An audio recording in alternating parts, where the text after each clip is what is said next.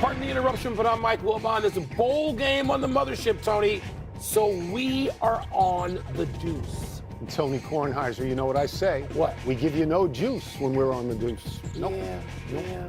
What's the bowl game? Hard to get fired up. Is it the Tootsie Roll Bowl or the Pop-Tarts Bowl? You've Or seen the names of some of They're these weird. games? They're weird. Some of them border on the offensive. Yes, They do. I think that's probably true. Yeah. You know. What are you doing? Whatever happened to just... There's only 400 teams Remember when playing. we used to make fun of the Poolin Weed Eater Bowl? Now that would be a staple. That would be like the Orange Bowl. That sounds like a classic. It does. Sounds like a classic. Welcome to PTI, boys and girls. In today's episode, the Knicks win a title, Macklin Celebrini scores a goal you will want to see, and Steve Young joins us for 5 good minutes. But we begin today with breaking news that the Miami Dolphins have benched quarterback Tua Tagovailoa and will turn to 7th-round rookie pick Quinn Ewers out of Texas. Man. Coach Mike McDaniel said all options were on the table after Tua was ineffective against the Steelers for most of Monday night's game.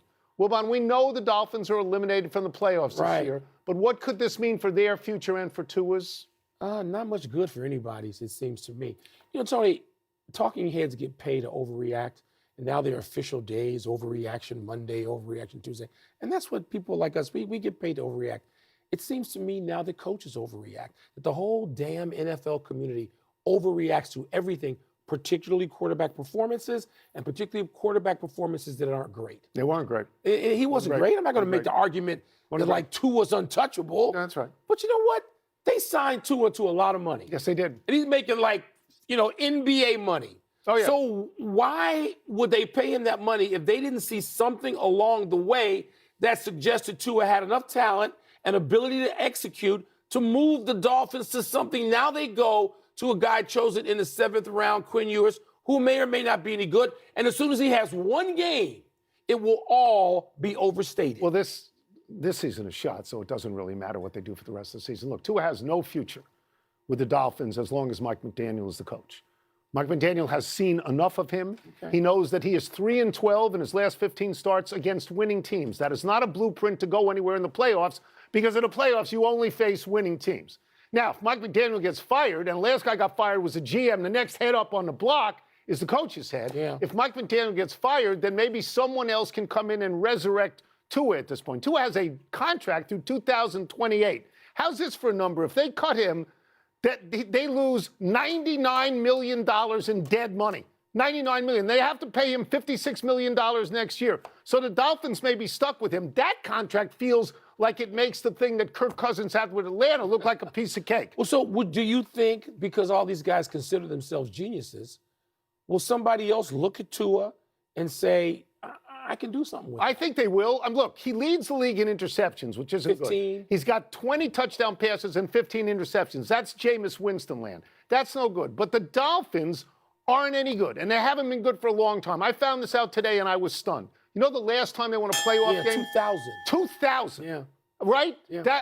The Dolphins in our lifetime, 2000. It's a long time. They're no good. They were supposed to be running the ball. They discovered this running game. They had won 5 out of 6. What happened to that? They ran the ball 16 times Monday night in Pittsburgh in the cold. How about running it 32 times against Pittsburgh in the cold? They were down. If that's your strength. They were down 28. Yeah, but they got there because of the turnovers, including the interceptions and ill-advised, stupid passing.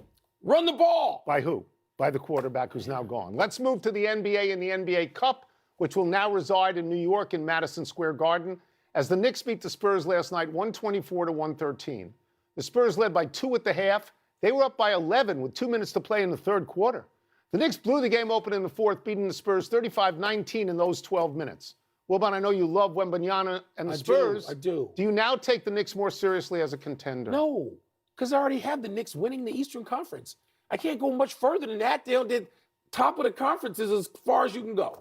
There's no threat from Boston this year. Not really. Without Jason Tatum. There's no threat from the Pacers. Not this without year. Tyrese Halliburton. Not really. And so Cleveland's there. Cleveland's in sixth place or seventh place. They are. They have not performed No up to. threat from the Sixers. No They're in threat from the sixth Sixers, place. and I'm not ready no for threat Orlando from Miami yet. because Milwaukee. they may not even be in the playoffs. No, so it's the Knicks. This is exactly what I'm thinking. The one team ahead of them is Detroit.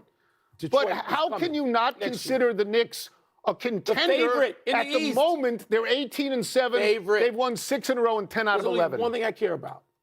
You watched more of this last night than I did. I watched the I knew half. you were sneaking watching. Watched the half. And you should. You should. Jalen Thank you. Brunson is great to watch. I know you love watching. He hits somebody in the chest every time he comes down the court. Yeah. I got one thing to say. It's all I care about. I said yesterday, they better not put a damn banner up for a stupid cup this matters contrived, Yeah. made up by the marketing people and Adam Silver to appeal to the soccer heads under the age of 12 that follow that league by clips. If they put that banner up, are you in favor of putting the banner up? How do you feel about the Lakers? A better They shouldn't do it franchise. either. They did it. It's embarrassing. They did it. The Knicks have a lot of rafter space. I talked about this yesterday. They can put it up somewhere. Here's what I was looking for last night. Do you remember we discussed yesterday that everybody on the winning team would get $530,000? Pretty good. What I wanted, this was my dream, Adam Silver at midcourt wearing a green eye shade and an Emirates shirt, handing out 20s and 50s and hundreds to Jalen Brunson. I thought that would be great. That's a nice win for the Knicks. Do you know that they had 32 second chance points on 23 offensive rebounding? You know what? Things. 10. Robinson had 10 offensive rebounds, including 5 in 90 seconds. Are you going to get excited about them now, or are you going to wait? I'm going to wait because it's December. It's the Knicks. It's December. It's 60 games left. You know, I'm going to wait. Your alternative is getting excited over the Washington Wizards. No, don't start. Don't start. Giving you your alternative. Don't start. Now to a notable night in the National Hockey League. Sharks phenom Macklin Celebrini took this pass while skating backward, as you can see, spins, scores. Nice. For one of his 4 points on the night, spinorama. Nice. Leon Draisaitl of the Oilers got his 1,000th career point on an assist against the Penguins. Teammate Connor McDavid later bamboozled Stuart Skinner, He's good. the goalie that He's just good. traded to Pittsburgh. Nathan McKinnon and the Avs had 2 goals and an assist to up his league-leading total to 58 points in just 33 games. And the Maple Leafs scored twice in just 8 seconds late to tie, then beat my Blackhawks. Tone, which of these stands out to you? So I love watching hockey highlights. I have to watch them 4 times at super slow-mo to know what's going on. Everybody in the arena is cheering, and I'm going, what? Did something just happen? Yeah, that was wonderful. I never liked covering hockey when I was a sports writer. Writing a column is different. You're writing, you're focusing on one specific thing, you can do that. Being a beat writer in hockey is hard. It went too fast for me. I will get to these things. The individual stuff, Celebrini is fabulous. He may be the next Gretzky. Everybody may be the next Gretzky for an hour and a half. You don't know that. McKinnon leads the league in goals and in points. He's not the next Gretzky. 58? But how many do you think Gretzky had in the same number of games one year? 100. I happen to know this. I happen to know this for a fact. Points. Scoring 2 goals in 8 seconds is pretty cool. Yeah. But for me, it's Draisaitl and McDavid. Because Draisaitl and McDavid are at the top of the charts. You took them in combination. Well, that's what I wanted. You're not supposed to and take you know them why in I did that? Because they are Canseco and Maguire. They're the Bash brothers. They are. But at some point, they got to cash in. And the Bash brothers did once. 2 years in a row, Stanley Cup final. No. You got to skate with the cup and take it home and bathe in it and do all those things. The cup has to belong to you. Bathe in it? Maybe not bathe. It's not that big a cup. No, it's not. It really isn't. Look, the Maple Leafs, they scored. They were down, I think, 3-0. They had to be. They scored twice in 8 seconds. The Blackhawks got off to a great start this year, and Mike Connor was like 3rd in goals scored. Well, he's out, isn't he? He's out now, and the Blackhawks have lost like 7 of 8. How is it always the most Chicago-centric show in the universe? Why? Let's take a break. Coming up, Puka Nacua calls the NFL refs, quote, the worst. We got some NFL questions for our great friend and the man who, along with Jerry Rice, was just named the head coach for the NFL Pro Bowl games, an event that Wilbon hates. Hall of Fame quarterback Steve Young. Let's start with this. You're Phillip Rivers. You succeeded in your first game back. What, if anything, do you need to adjust as the opposition defense adjusts to what you have just put on tape? Well, first of all, he put something on tape. Like, come on, I can't believe he didn't get hurt. He didn't pull a muscle. Like, I thought it was remarkable in his postgame when he's weeping about, I hope that my boys see this, that you can take risks. That whole thing was amazing. So, kudos to him. Now you talk about the facts on the ground as the 49ers go to play them. What are they going to do? The problem is Phillip can't throw the ball far. That's why he quit, right? Because your arm gives out, and he can't throw it hard. And so they're going to put a 15-yard kind of bubble around him so that the defense now creep. They're not going to let you throw the flat, throw a screen, then throw something short over the middle. They're going to force you. They'll go one-on-one. Anything more than 15 yards, they'll go one-on-one, figuring they can figure it out as the ball kind of takes a little time to get there. And they just double, triple on anything short. Because remember, he threw for 120 yards.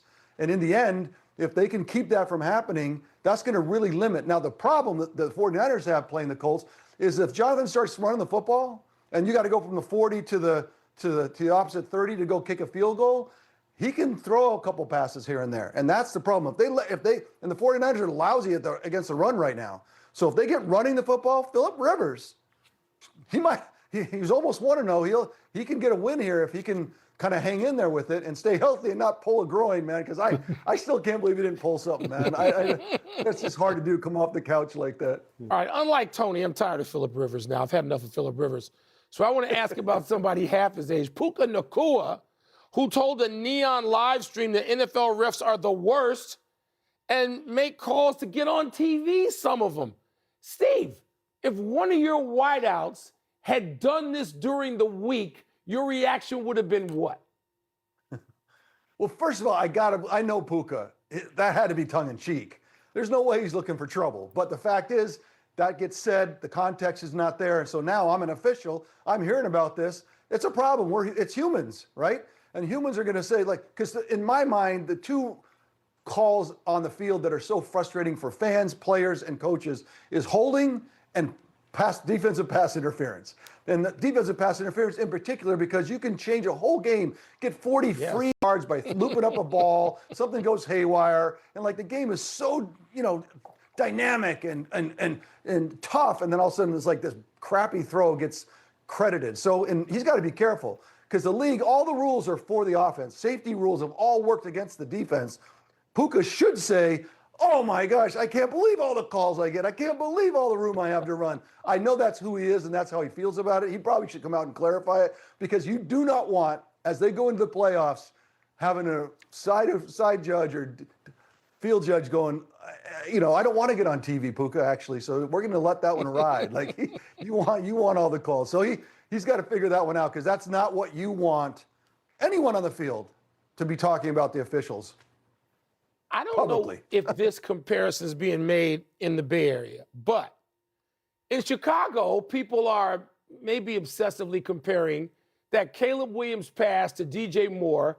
They're comparing it to Joe to Dwight, which is a dangerous thing, but you know the pass I'm talking about. Steve, would you have attempted that pass? Most of my career was no, yes, yeah, right. Like that's how you do it. Yeah. Like you take risks. And look, I want every fan who loves pro football to have a chance to put a helmet on and stand behind the line of scrimmage with that perspective. We all watched the super slow-mo as a ball slides barely by a fingertip and catches for a touchdown. It's like we don't play in super slow-mo. We play at field level where the visibility is really little and you have to take all kinds of judgments. And that's why the great players, Michael, as you know, have this ability to the calculus to know where the ball needs to be compared to how fast the guy's running, how fast the defender, what the body position is of 3 or 4 guys, and then fit something in and pull it off. That's the magic of the position. So look, Caleb's still young. He's still getting used to the speed of the NFL, but those are the kind of throws that I think when he lets them go, you could say to yourself, I knew it would be okay. And he'd actually be telling you the truth. It seems insane, but it was the kind of throws that he's going to make into the future, and he's going to get better and better at them as he works on that calculus and gets more used to the speed. By the way, to follow up real quick, did it remind you of Joe to Dwight? I know, Chicago, you're so desperate, bro. We are. I know how it's going right now. Like, we got a quarterback. Like, in your lifetime, we got somebody. And then we can be great. We go to the playoffs. We can win a Super Bowl. It's the catch. It's the catch, too. Yeah, we're there. Like, no, relax, bro. It's not there yet. Like, Thank you for telling him to let relax. it all. Yeah. Need to pump the brakes. Here's what's great. Here's what's great. Wilbon sits on the show and he says, I'm tired of Phillip Rivers, but Caleb Williams, let's ask 9 questions about Caleb Williams. Because he's not 74 years old. Let's talk about the two of us. Get you out of here. Some are casting the Patriots' loss to the Bills as something that can actually benefit New England. As somebody who played on that field, do you subscribe to the theory of good losses? I actually subscribe and have auto renew. You know what I mean? Because you every loss, the great teams, every loss is a good loss. In other words, we're going to make it work. We're going to learn. Ronnie Lott used to teach about what we lose, we learn, and we're going to use it as fuel so that this doesn't happen again. And the great teams see every loss as that opportunity rather than something to kind of bemoan, talk about the mitigating factors that, oh, we almost had it, and then that weird thing happened, and like all this stuff that you get lost in victimization. Like, no, every loss can be a great loss, but you got to make it such. And so the great teams, like I think looks like the Patriots are coming back with really solid new players and an offense that seems, I like to watch it. It's like, you know what? They're a team that's, I think, what Mike can say, that's a great loss and make it such. Easy to say, hard to do. But in my mind, every loss you throw up in your mouth a little bit, it's terrible. Like it's acidy. It's like it's gross, but you can make it great. What a pleasure to have you, even Great. if you're forced to talk about Caleb Williams. Yeah. Thank you. He likes Caleb. Come on now. Enough with Caleb Williams. Let's Appreciate take it, one Steve. last break. Still to come, the man who many consider to be the best boxer in the world